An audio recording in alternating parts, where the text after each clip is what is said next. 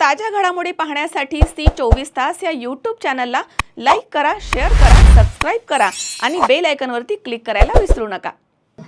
मार्च 2025 विधिमंडळ अधिवेशनादरम्यान आमदार विक्रम पासकुटे यांनी ॲनालॉग पनीर संदर्भात जो मुद्दा उपस्थित केला होता त्याला आज कुठेतरी न्याय मिळाल्यासारखं वाटत आहे। नक्कीच FDA कडून या जो ॲनालॉग पनीर आहे याला 1 वर्षासाठी बंदी आलेली आहे। तर आपल्यासोबत आमदार विक्रम पासकुटे त्यांच्याकडून काही गोष्टी जाणून घ्या, काय सांगण्या संदर्भात। हा निर्णय अतिशय महत्त्वाचा निर्णय आहे।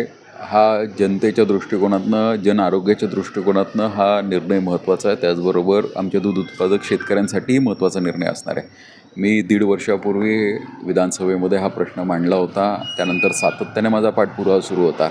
मधल्या काळामध्ये FDAने एक अध्यादेश काढला होता, त्या अध्यादेशानुसार मेनू कार्डमध्ये ॲनालॉग चीज असेल किंवा आर्टिफिशियल पनीर असेल याचा उल्लेख करणं हे बंधनकारक होतं।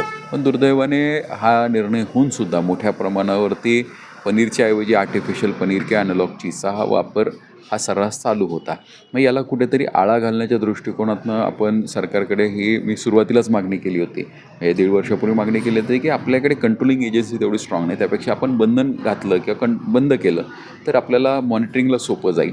त्यामुळे त्या दृष्टिकोनातनं काल हा निर्णय आला आहे। निर्णय अतिशय महत्त्वाचा आहे, स्वागतार्ह आहे।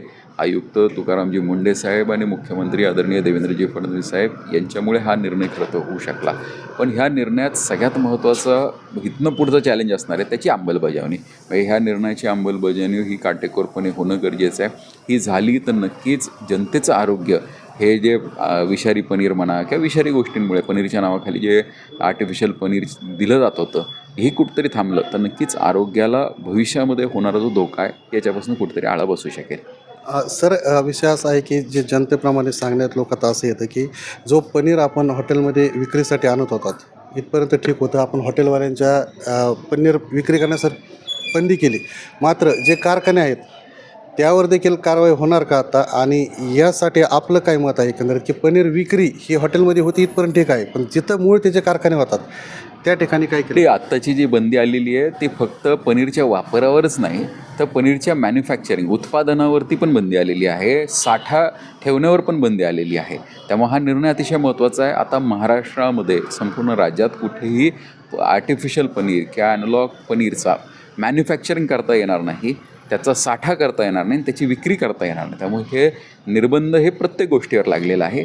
दरवेळेस काय होतं की विक्रीवरती निर्बंध असतात, उत्पादनावर नसतात, पण आता उत्पादनावरती पण निर्बंध आलेले आहेत, वाहतुकीवर निर्बंध आलेले आहेत। त्यामुळे 100% आता ही बंदी लागू होईल आणि लागू होऊ शकते या दृष्टिकोनातून हा निर्णय। फक्त आता ह्याची अंमलबजावणी महत्त्वाची आहे। हा FDAकडे एक मोठा चॅलेंज असणार आहे।